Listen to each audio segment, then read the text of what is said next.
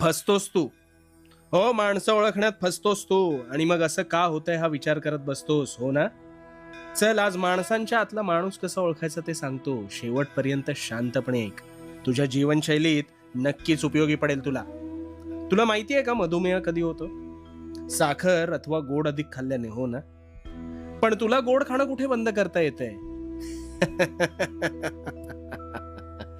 तुला तर ते अधिक प्रिय आहे.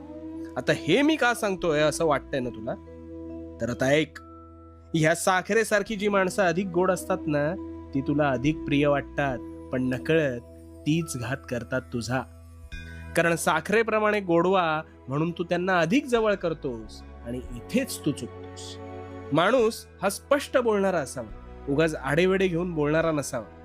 अतिभव्य जहाजाला सुद्धा एक छिद्र बुडवू शकतं आणि तुला फुकटचे नकारात्मक सल्ले देणारी माणसं